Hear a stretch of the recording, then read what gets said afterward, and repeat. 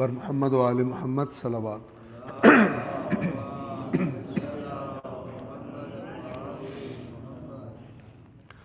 اعوذ باللہ من الشیطان الرجیم، بسم اللہ الرحمن الرحیم، الحمد للہ رب العالمین، والصلاة والسلام علی سید الانبیاء والمرسلین وعلی اہل بیتہ الطیبین الطاہرین وصحبہ المنتجبین۔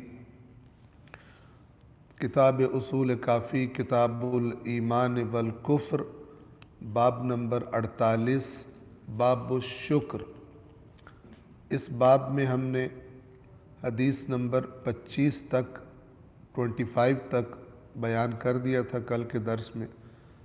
آج انشاءاللہ باب الشکر کی حدیث نمبر 26 سے ہم نے بیان کرنا ہے، لیکن اس سے قبل ایک حدیث جو اس باب کی رہ گئی تھی وہ آپ کی خدمت میں عرض کرنا چاہتا ہوں۔ صلوات پڑھیں محمد و آل محمد۔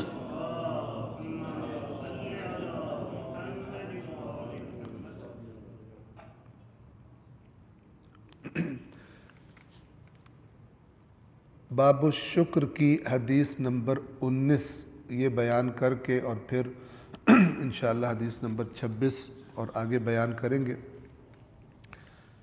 حدیث نمبر 19 اس طرح سے ہے، عن المثنى الحناط، یہ نام ہے بندے کا راوی کا، عن ابی عبداللہ علیہ السلام، امام صادق علیہ السلام سے نقل کرتا ہے، قال، امام نے فرمایا، کان رسول اللہ صلی اللہ علیہ وآلہ وسلم اذا ورد علیہ امر یسرہ قال الحمد للہ علی هذه النعمة، وإذا ورد علیہ امر یغتم به قال الحمد للہ علی کل حال۔ ایک بہت اہم اور اچھا نکتہ ہے کہ جو اس حدیث میں بیان کیا گیا وہ آپ کی خدمت میں عرض کروں کہ امام صادق علیہ السلام فرماتے ہیں کہ جب بھی رسول اللہ صلی اللہ علیہ وآلہ وسلم پر کوئی ایسی صورتحال آتی کہ جس سے ان کو سرور ملتا، خوشی ملتی، سکون ملتا، تو وہ فرماتے قال الحمد للہ علی هذه النعمة، تمام حمد ہے اللہ کے لیے اس نعمت پر، یعنی کوئی نعمت ملی ہے جس سے سرور پہنچا ہے، سکون ملا ہے، خوشی ہوئی ہے، تو اللہ کے نبی یہ جملہ ارشاد فرمایا کرتے تھے، اس نعمت پر اللہ کی حمد۔ وَإِذَا وَرَدَ عَلَيْهِ أَمْرٌ يَغْتَمُّ بِهِ، اور جب بھی ان پر یعنی رسول اللہ پر کوئی ایسا امر آتا تھا، کوئی ایسی بات، کوئی ایسا کام کہ جس سے رسول اللہ غمگین ہو جاتے تھے، یغتم غم سے ہے، غمگین ہو جاتے تھے اس چیز کی وجہ سے، اس کام کی وجہ سے، قال، تو فرمایا کرتے تھے الحمد للہ علی کل حال، تمام حمد اللہ کے لیے ہے ہر حال میں، یعنی جیسے کچھ ملنے پر اس کی حمد تھی، کچھ چلا گیا ہے، اس چھننے پر بھی اس نے واپس لے لیا ہے، اس پر بھی اس کی حمد ہے۔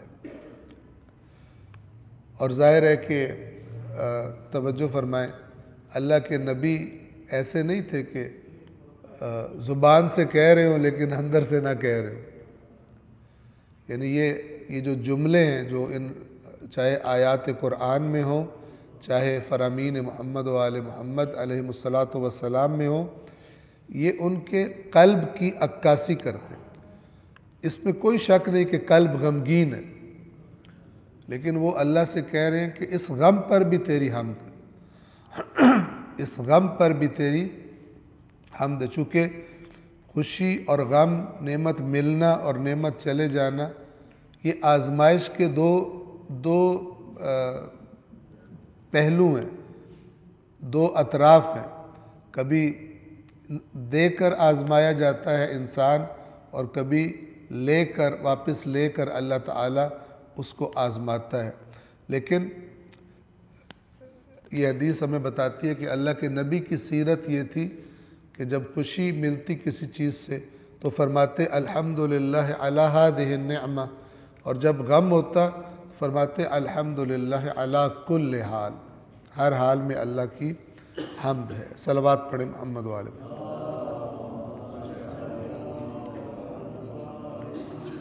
باب الشکر، حدیث نمبر 25 آپ کو یاد ہے کہ امام نے فرمایا تھا، میں ترجمہ تکرار کر دوں، جب تم میں سے کسی کو اللہ کی نعمت یاد آئے تو وہ اپنا چہرہ مٹی پہ رکھ دے اللہ کا شکر ادا کرنے کے لیے، ماتھا یا یہ سائیڈ مٹی پہ رکھ دے، اور اگر سوار ہو تو اتر آئے اور اپنے چہرے کو مٹی پہ رکھ دے، اور اگر اس پر قدرت نہ ہو اترنے پر اس لیے کہ ریاکاری ہو جائے گی، تو جو اس کے گھوڑے کی زین ہے، اس کا جو سامنے والا اونچا حصہ ہوتا ہے اس پہ رکھ دے، اور اگر اس پر بھی قدرت نہ رکھے تو اپنی ہتھیلی پر اپنے چہرے کو، گال کو یا اس طرح رکھ دے، اور ثم لیحمد اللہ علی ما انعم علیہ، پھر حمد کرے اللہ کی اس نعمت پر جو اس نے اسے عطا کی اور اسے ابھی یاد آئی۔ تو ظاہر ہے کہ یہ ایسا نہیں ہے کہ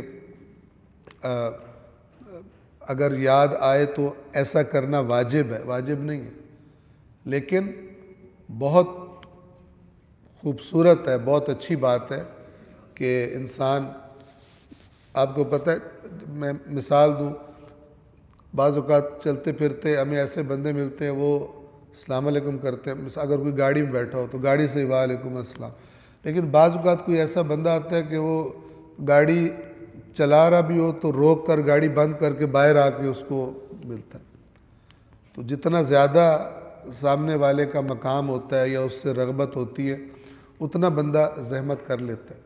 تو یہ جو ایک اللہ کے شکر کا انداز ہے بہت ہی خوبصورت کہ جو امام نے اس حدیث میں باب الشکر کی حدیث نمبر 25 میں بیان فرمایا۔ اگلی حدیث بھی اسی جو یہاں پر بتایا 25 میں، حدیث نمبر 26 میں گویا اس کی عملی ایک شکل ہے۔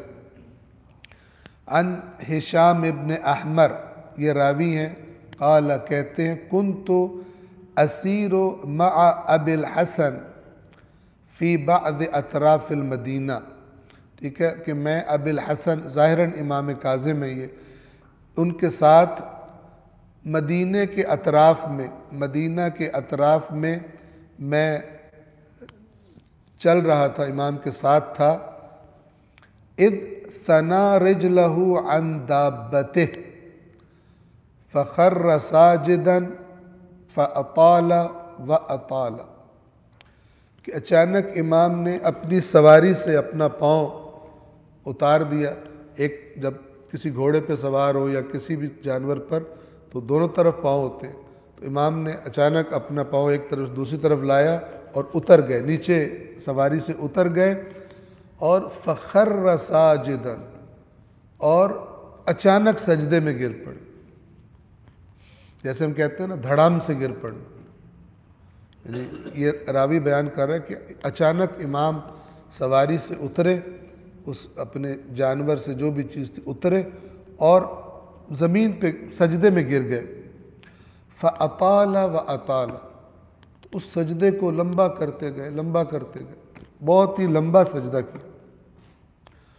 ثم رفع رأسہ ورکب دابتہ، پھر امام نے اپنے سر کو سجدے سے اٹھایا اور اپنی سواری پہ پھر سوار ہو گئے۔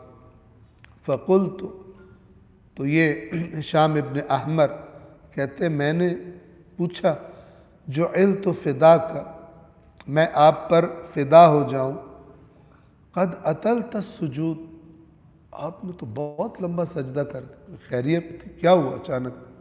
ایسی کوئی بظاہر تو چیز نہیں تھی، آپ اچانک اترے اور اتنا لمبا سجدہ کر دی، تو اس کا سبب کیا تھا؟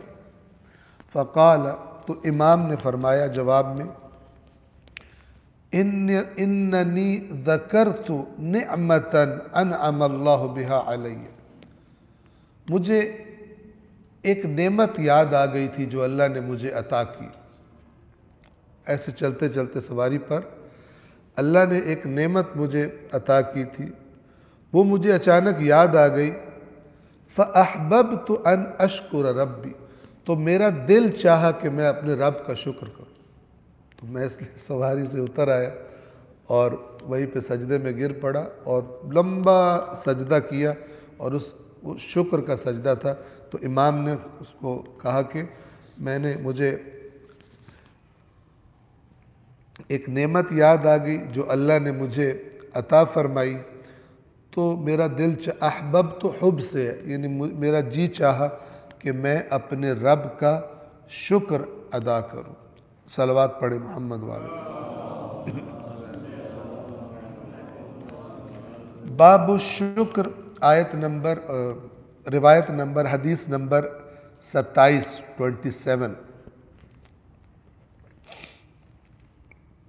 عن ابی عبداللہ علیہ السلام، امام صادق علیہ السلام سے، قال کہ امام نے فرمایا فیما اوحى اللہ عز وجل الی موسیٰ علیہ السلام، وہ باتیں جو اللہ نے موسیٰ علیہ السلام کی طرف وحی فرمائی تھی، ان میں یہ بھی تھا، ان میں ایک بات یہ تھی، کیا؟ یا موسیٰ، اے موسیٰ، اشکرنی حق شکری، کہ اے موسیٰ میرا شکر ادا کر جیسے میرے شکر ادا کرنے کا حق ہے، اس طرح میرا شکر ادا کر۔ فقال، توجہ فرمائیے گا، فقال، تو موسیٰ نے کہا یا ربی، اے میرے پروردگار، وَكَيْفَ أَشْكُرُكَ حَقَّ شُكْرِ، کیوں کر، یعنی ہو ہی نہیں سکتا، ایسے ادا کروں گا میں تیرے شکر کا حق، کیسے میں ایسا شکر کروں کہ تیرے شکر کا حق ادا ہو جائے، جبکہ صورتحال کیا ہے؟ وَلَيْسَ مِن شُكْرٍ أَشْكُرُكَ بِهِ إِلَّا وَأَنْتَ أَنْعَمْتَ بِهِ عَلَيَّ، اس لیے کہ میں جب بھی تیرا کبھی شکر ادا کروں گا، وہ بھی تو تیری نعمت ہے جو تو نے مجھے توفیق دے دی ہے، تو پھر میں تو کرتا ہی جاؤں گا، حق ادا کیسے ہوگا؟ حق تو میں تیرا ادا نہیں کر سکتا۔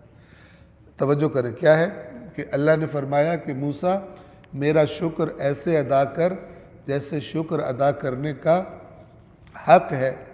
حضرت موسیٰ گویا تھوڑے سے گھبرا گئے اور وہی معرفت کی بات کی، پروردگار کیسے ہو سکتا ہے، کیونکہ جب میں شکر کروں گا وہ بھی تو ایک نعمت ہے،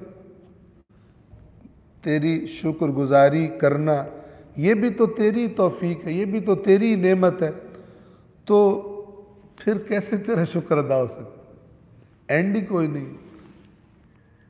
اب قال، روایت کے مطابق اللہ تعالیٰ کی طرف سے جواب آیا، یا موسیٰ، اے موسیٰ، الآن شکرتنی، اب تو نے میرا شکر ادا کیا، کیسے؟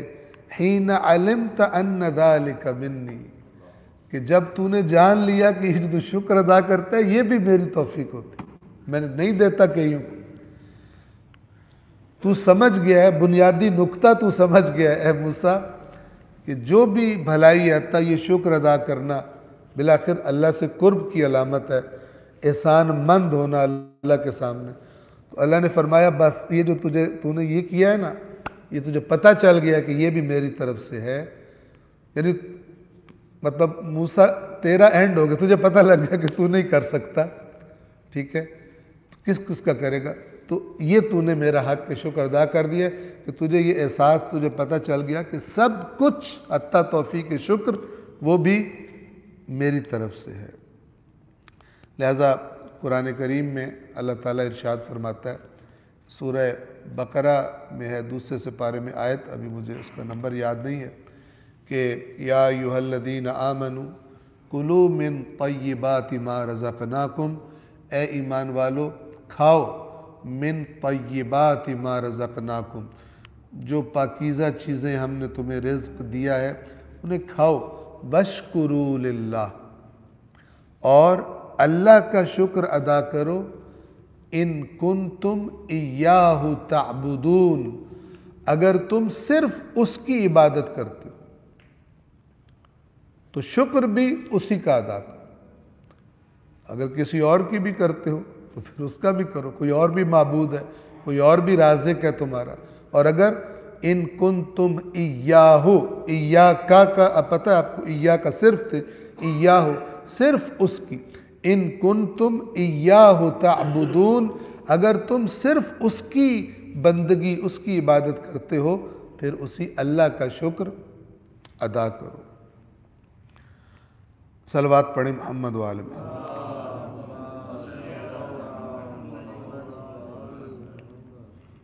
ایک مرتبہ پھر صلوات پڑھیں محمد و آل محمد۔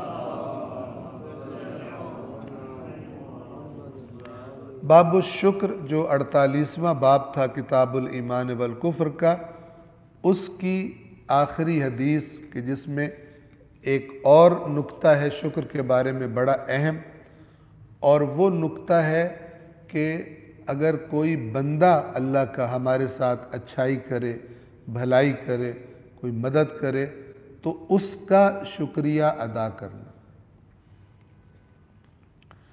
حدیث نمبر 30 عن عمار الدہنی، عمار دہنی قال سمعت علی بن الحسین علیہم السلام یقول، میں نے امام سجاد علیہ السلام کو سنا کہ امام کو یعنی یہ فرماتے سنا،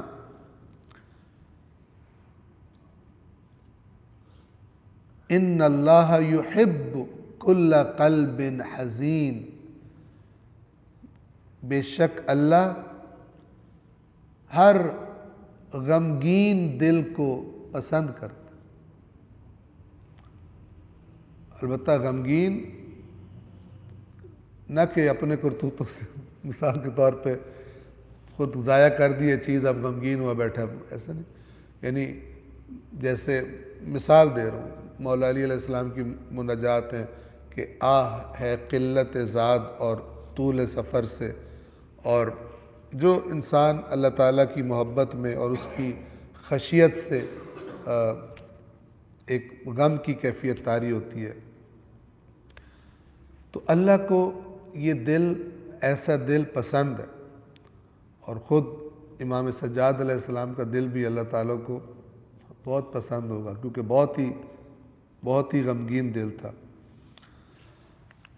ہر غمگین دل کو حزین، حزن سے ہے، غم اللہ پسند کرتا ہے، محبت کرتا ہے، وَيُحِبُّ كُلَّ عَبْدٍ شَكُورٍ، اور اللہ ہر اس بندے کو جو زیادہ شکریہ کرتا ہے، اللہ زیادہ شکر ادا کرتا ہے، اس سے بھی اللہ کو بڑی محبت ہے۔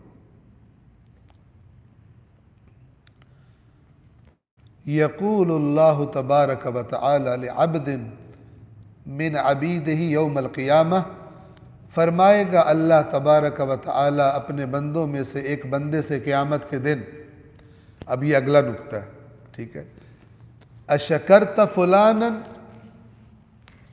فلان شخص کا تو نے شکریہ ادا کیا تھا، یعنی اس نے کوئی بھلائی کی تھی تیرے ساتھ، اشکرت فلانا، بہت اہم ہے، توجہ فرمائے، کیا تو نے اس کا شکریہ ادا کیا تھا؟ فیقول، تو وہ بندہ آگے سے کہے گا، بل شکرتک یا ربی، اس کا نہیں کیا تھا بلکہ میں نے تیرا شکریہ ادا کر دیا تھا۔ اب سمجھیں، فیقول، تو اللہ فرمائے گا، لم تشکرنی اذ لم تشکر، جب تو نے اس کا، جس کو گویا میں نے وسیلہ بنایا تھا، ٹھیک ہے، میں نے کہا کہ لوگوں پہ احسان کرو، نیکیاں کرو، نیکی میں تعاون کرو، فلان کرو، خیال رکھو، تو اس نے تیرے ساتھ نیکی کی، اگر تو نے اس کا شکر ادا نہیں کیا تو پھر تو نے میرا شکر بھی ادا نہیں کیا۔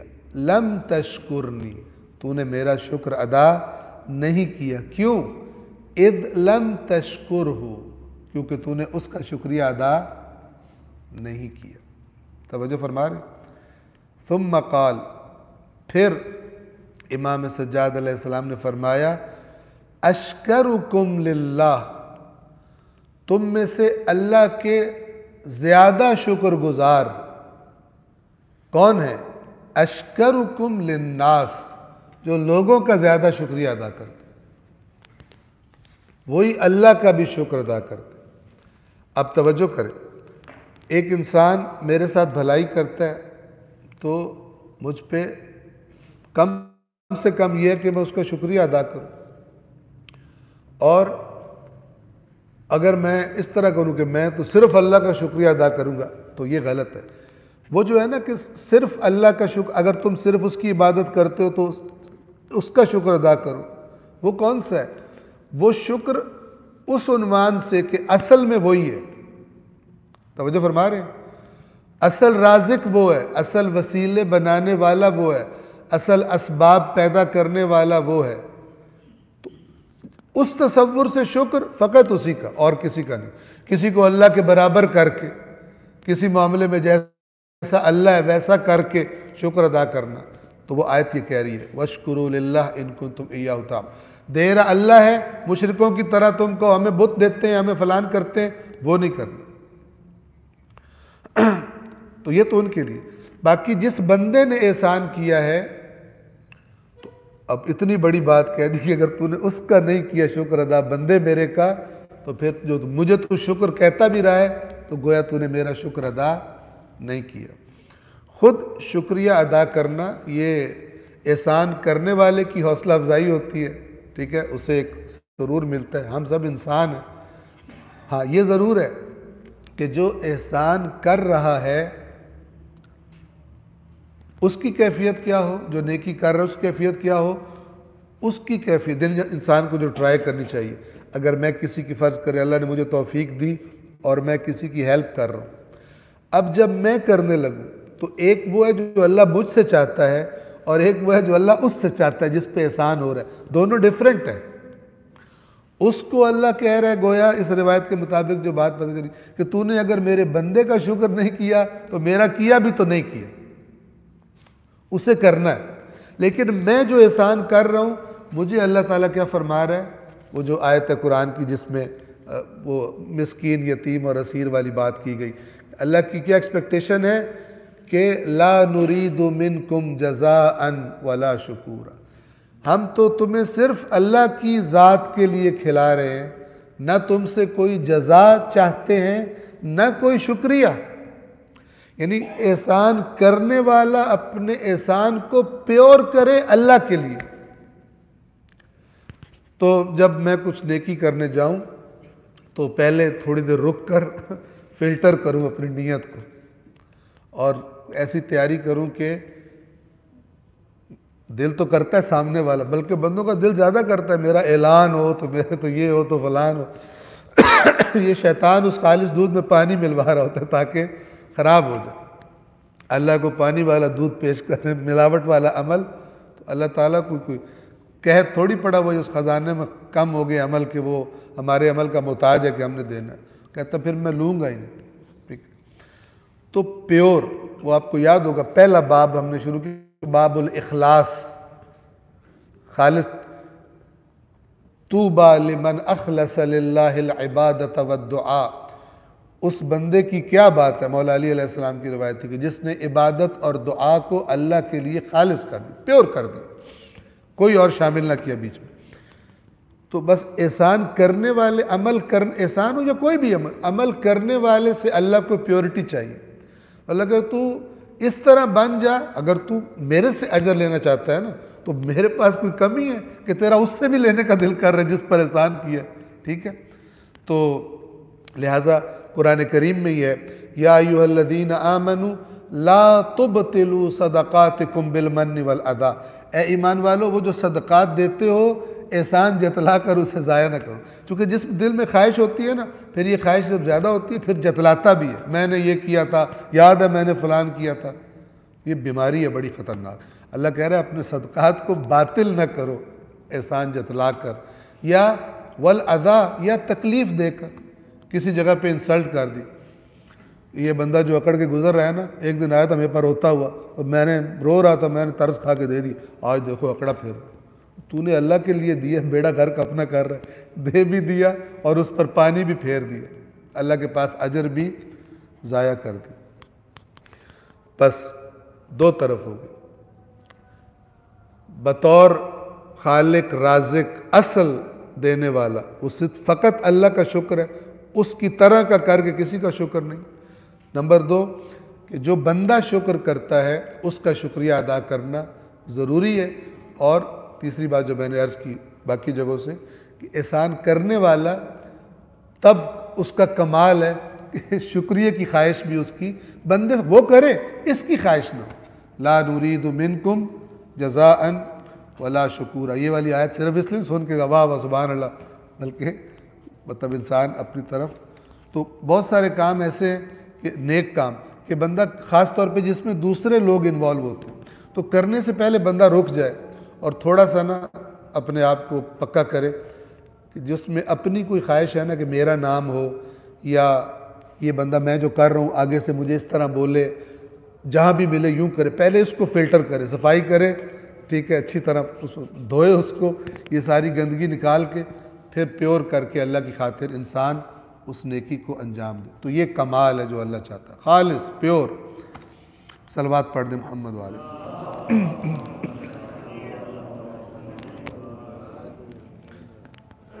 باب الشکر، حدیث نمبر 30 پر تمام،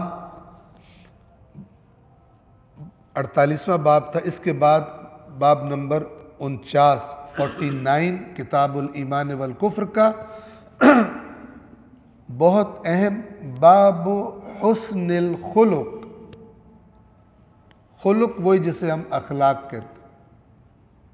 انکا، اللہ کے نبی کو اللہ نے فرمایا انکا لعلی خلق عظیم، یقیناً آپ عظیم اخلاق پر فائز۔ کیسا اخلاق ہوگا رسول اللہ کا کہ اللہ تعالیٰ فرما رہا ہے تاکید سے، اور فرما رہا ہے عظیم، اللہ کے پاس باعظمت اخلاق رسول اللہ کا صلی اللہ علیہ وآلہ وسلم۔ اس کی پہلی حدیث باب حسن الخلق، اچھا اخلاق۔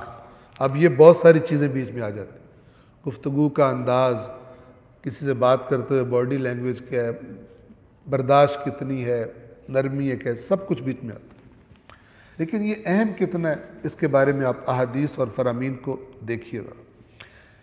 پہلی حدیث اس باب کی عن محمد ابن مسلم عن ابی جعفر علیہ السلام، محمد ابن مسلم امام باقر علیہ السلام سے نقل کرتے ہیں، قال، امام نے فرمایا،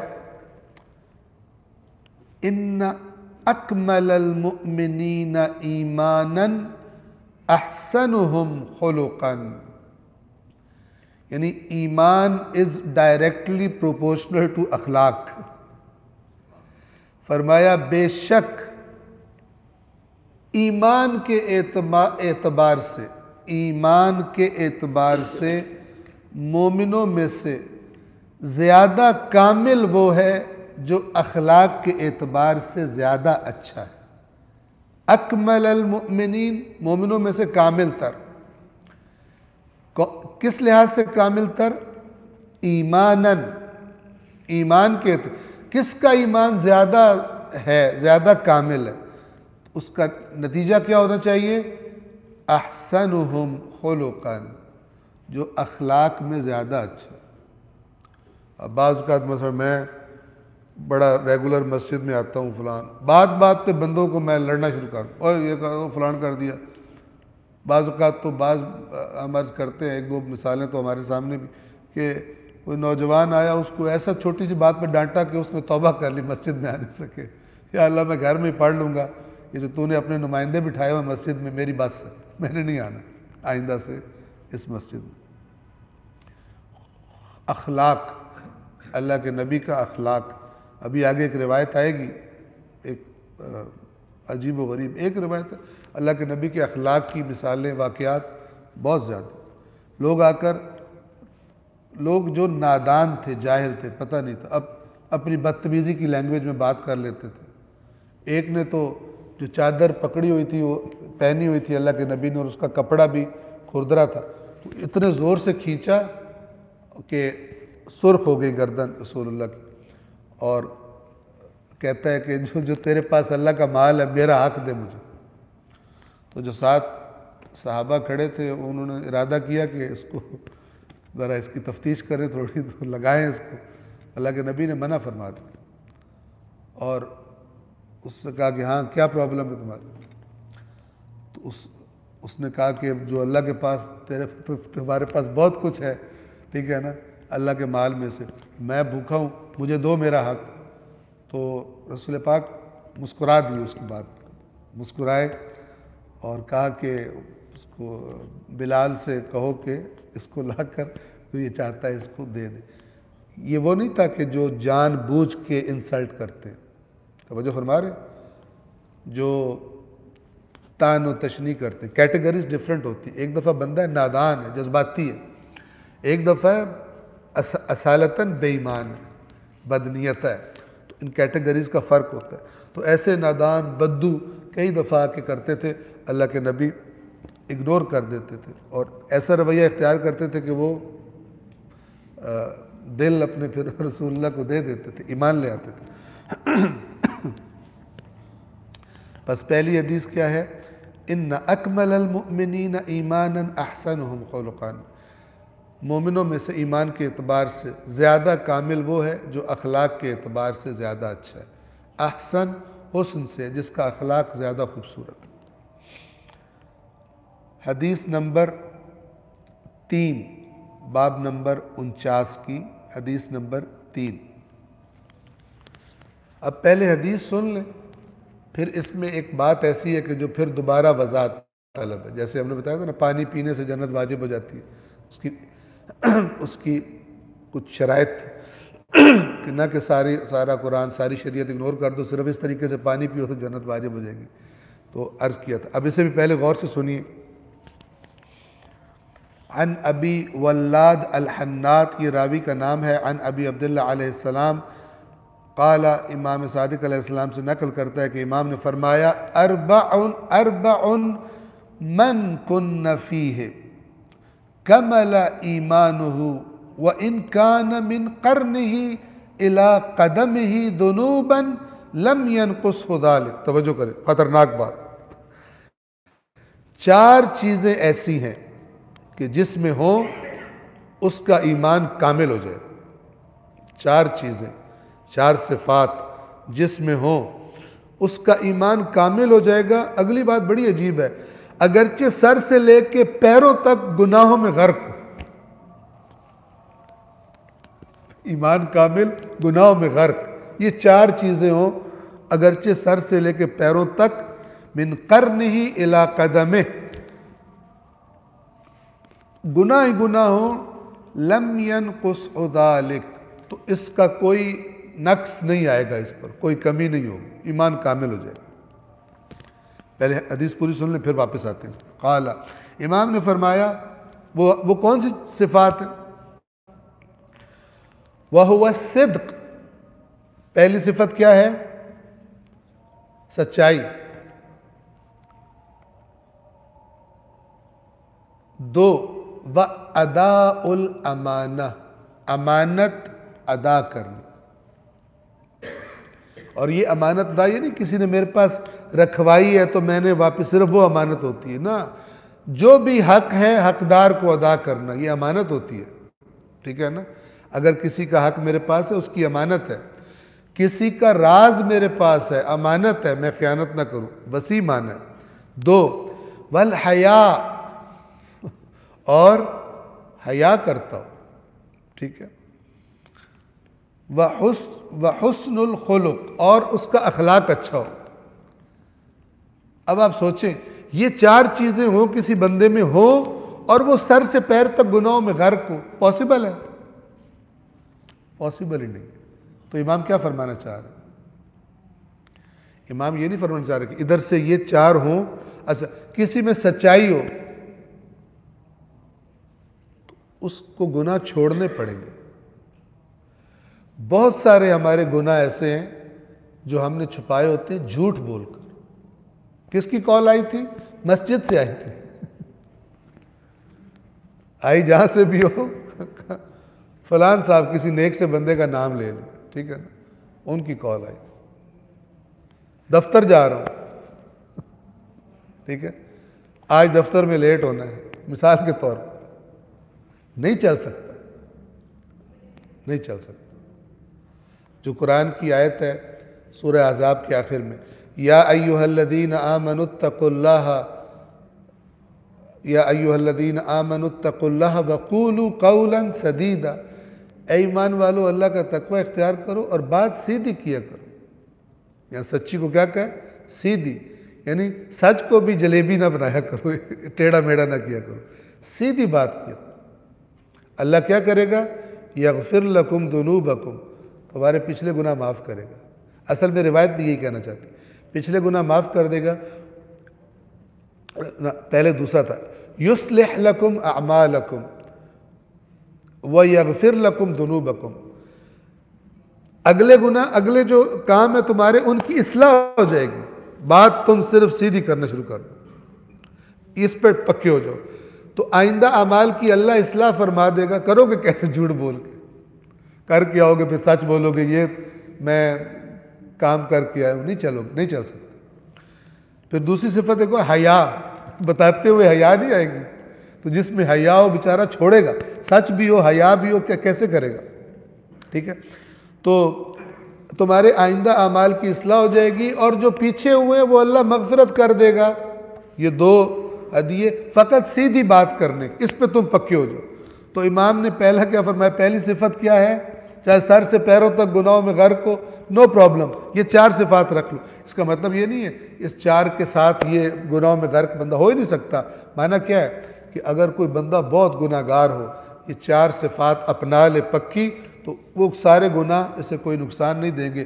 اللہ نے نہیں قرآن میں کہہ دیا صرف سچ کے بارے میں کہ یصلح لکم اعمالکم ویغفر لکم ذنوبکم، تمہارے اعمال کی اصلاح کر دے گا، جو پیچھے کر چکے معاف کر دے گا، چونکہ اب تم نے نہیں کرنا، تم سچے ہو گئے، ہیرا پھیر نہیں کر سکتے، سیدھی بات نہیں کر سکتے۔ دوسری اداء الامانہ، تیسری حیا، اور چوتھی حسن الخلق، اچھا اخلاق۔ تو یہ چار صفات۔ اب ہم دیکھیں کہ مثلا قیامت کے دن جیسے وہ جب رزلٹ ہوتا ہے نا اسکول کا، تو لکھا ہوتا ہے انگلش میں اتنے، اردو میں اتنے، اسلامیات میں اتنے، فزکس میں اتنے، کیمسٹری میں اتنے۔ تو اب میرے نمبر مثلا صدق میں اتنے، اداء حسن الخلق میں اتنے، یہ جتنے بھی صفات ہیں اتنے ہے نا، اور ان کی نمبرنگ کی قسم میں کتنے نمبر انسان کے آتے ہیں۔ صلوات پڑھیں محمد وآلہ۔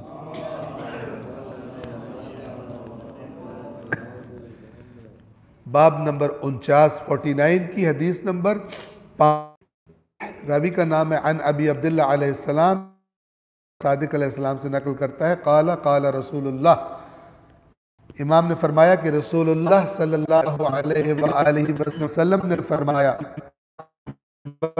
بالخلق الحسن، عن ذریح امام ان صاحب شک، اچھے اخلاق، بے شک اچھے اخلاق والا، عجیب لوگ ایسے چلتے ہیں کہ کسی کو فیل نہیں ہوتا اس میں کوئی اکڑ ہے، اور کسی کو فیل نہیں ہوتا اس میں کوئی اکڑ ہے، اور اس سے مراد یہ بھی نہیں ہے کہ ایسے چلتے ہیں جیسے وہ بھکاری چل رہے ہوتے ہیں کہ دیکھ کے بندہ کو بھیک دے جائے، لیکن متکبر نہیں، اکڑ نہیں لگتی۔ تو بس ہم نے آپس میں گفتگو کی، کوئی بندہ آپ کے پاس آیا، آپ نے اس سے گفتگو کی اچھے انداز میں، یہ کہ میں نے اخلاق اچھا کرنا ہے، تو اس روایت کے مطابق اللہ کے نبی فرمایا کتنی پیدا ہی نہیں ہونے دیتا، کتنے جھگڑے ہونے ہی نہیں دیتا، پیدا ہی نہیں ہونے دیتا، کتنے جھگڑے ہونے ہی نہیں دیتا۔ ہمارا کیا ہوتا ہے، ایک نے اگر تم کہا ہے تو میں کہتا ہوں تو، ٹھیک ہے، وہ کہتا ہے تڑاک، ٹھیک ہے، کہتا ہے تو، یوں کہتا تیرا سارا خاندان ہی۔ لیکن وہ لوگ نہیں ہوتے کہ جو چپ کر جائیں۔ کر سکتے ہو لیکن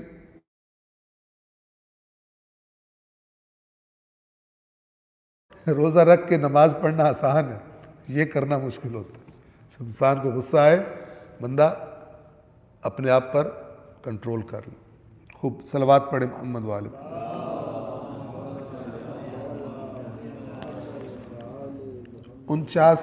باب نمبر 49 کی حدیث نمبر 6۔ عن ابی عبداللہ علیہ السلام قال قال رسول اللہ صلی اللہ علیہ وآلہ وسلم، یہ بھی امام صلی اللہ علیہ وآلہ وسلم، یہ بھی امام صادق علیہ السلام اللہ کے نبی سے نقل فرما رہے ہیں، اکثر ما تلج بہ امتی الجنہ، سب سے زیادہ کثرت سے جو میری امت جنت میں جائے گی وہ دو چیزیں ہیں، تقوی اللہ، اللہ کا تقوی، وحسن الخلق، اور اچھے اخلاق کی وجہ سے۔ بہت روایات اور شیعہ سنی کتب دونوں میں کہ جو سب سے وزنی چیز رکھی جائے گی ترازو میں وہ اخلاق ہوگا۔ توجہ فرما رہے ہیں۔ اب یہ آپ کو بتا دوں کہ یہ جو زبان اور یہ جو انداز ہے روایات کا، بعض اوقات ہم دیکھتے ہیں کہ اسی لفظ میں کوئی اور صفت بتائی گئی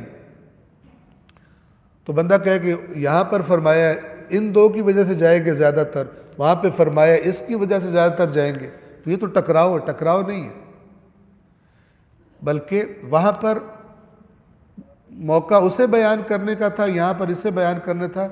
مراد کیا ہے کہ یہ وہ اہم اور بنیادی ترین چیزیں ہیں کہ جو انسان کو لے جائیں گی جنت میں، یہ اخلاقیات، ٹھیک ہے، تقوی۔ اب دیکھیں اگر تقوی نہ ہو اللہ قبول ہی نہیں کرتا، تو پھر جنت میں کہاں سے جائیں گے، چاہے نیک کام کرتے بھی، ٹھیک ہے۔ اور ممکن ہے کہ بندہ ویسے بڑا متقی ہو، بڑے جناب مستحبات یہ کرتا ہو، لیکن اخلاق کا گندہ ہوتے ہیں لوگ، بات پہ غصہ فلان یہ وہ، تو اس سے روکا جا رہا۔ اخلاق بھی اچھا ہو۔ تو سب سے زیادہ یعنی الفاظ روایت کے یہ ہیں، وہ دو چیزیں جن کی وجہ سے سب سے زیادہ میری امت کے لوگ جنت میں داخل ہوں گے، اللہ کا تقوی اور اچھا اخلاق ہے۔ باب نمبر 49 حدیث نمبر 7۔ عن ابی عبداللہ علیہ السلام۔ اب ہر حدیث میں نا یعنی ہے وہی اس نے اچھے اخلاق کے بارے میں، بس مختلف طریقوں سے، مختلف اینگلز سے، پہلوؤں سے ایکسپلین کیا جا رہا ہے۔ اب اس حدیث میں، حدیث نمبر 7 میں اچھے اخلاق کی تاثیر بتائی جا رہی ہے۔ اچھا اخلاق کیا کرتا ہے؟ امام صادق علیہ السلام سے نقل ہے کہ فرمایا، قال، امام نے فرمایا، ان الخلق الحسن، بے شک اچھا خوبصورت اخلاق، یمیت الخطیئۃ کما تمیت الشمس الجلیدہ، بے شک اچھا اخلاق خطاؤں کو ایسے پگھلا دیتا ہے جیسے سورج برف کو پگھلا دیتا ہے۔ اخلاق ہے یہ انسان کو بنا ایسا دیتا ہے کہ وہ جو گناہ کرنے کی عادت ہے وہ ختم ہو جاتی ہے۔ یہ سب چیزیں آپس میں لنکڈ ہیں، توجہ فرما رہے ہیں؟ یہ تو بہت زیادہ ہے۔ میں ایک ہی لے کر کبھی دکان پہ جا کے کہا ہے کہ میں صرف گاڑی کا ٹائر لے کے گھر جاؤں گا، ٹھیک ہے، گاڑی خریدنے گئے ہوں، آپ کہیں میں صرف ٹائر لے جاؤں گا، اتنی بڑی گاڑی ہے یہ تو میں نہیں جانتا، ٹائر لے جاؤں گا، یا کہ مجھے اسٹیئرنگ ویل اتار کے دے دو، میں وہ گھر لے کے جاؤں گا، پوری ہوتی ہے۔ لیکن اگر وہ گاڑی والا تعریف کر رہا ہے ٹائرز فلانی کمپنی کے ہیں، آپ ریم چیک، بیٹری پہ سواری، شہروں کو بستیوں کو آباد کرتے. کسی جگہ جہاں بد اخلاق بندہ الناس الا كانت يدك العليا علیہ فافعل. اگر تو کبھی لوگوں میں جائے، کسی مجموعے میں جائے، ٹھیک ہے، جہاں سارے لوگ تیرے رسول اور ان کے اہل بیت، ان کے فرامین کو پڑھنے کی، سمجھنے کی، اہمیت دینے کی اور ان کی روشنی میں اپنے آپ کو بہتر بنانے کی جیسا تو چاہتا ہے، ہم سب کو توفیق عطا فرما. اپنی آئندہ نسل کو ان کی روشنی میں تربیت کرنے کی اور ان کی معاشرے میں دوسروں میں تبلیغ اور ترویج کرنے کی پروردگار ہم سب کو توفیق عطا فرما. پروردگار جن مومنین نے دعائیں کہی ہیں اپنی اپنی پریشانیوں کی وجہ سے، روزگار یا بچوں کے رشتوں کے حوالے سے یا دیگر کسی بھی پریشانی میں مبتلا ہے، پروردگار مومنین کی پریشانیوں کو دور فرما، مشکلات کو آسان فرما. پروردگار جو مومنین بیمار ہیں، جنہوں نے دعائیں ذمہ لگائی ہیں، میرے یا آپ کے، اور بالخصوص ڈاکٹر محمد نادر، ڈاکٹر نسیم مشہدی، سرور علی، پروردگار تمام بیماروں کو شفائے کاملہ و عاجلہ عطا فرما. اور آخر میں آپ سب سے التماس ہے اپنے اپنے مرحومین کے لیے، شہدائے راہ حق بالخصوص سید حسن نصر اللہ اور ان کے ساتھی شہدائے پارا چنار، اور ان کے ساتھ ساتھ سید امیر حسین، سیدہ توقیر فاطمہ، ڈاکٹر محمد اکبر، مشہدی حسین، جعفر عباس، سید تقی امام، ان سب کے والدین، اور ان کے ساتھ ساتھ ہمارے عابد بھائی کے والدین اور ان کے خانوادے کے جملہ مرحومین، بالخصوص ان کے والدین کے لیے ایک مرتبہ سورۃ الفاتحہ.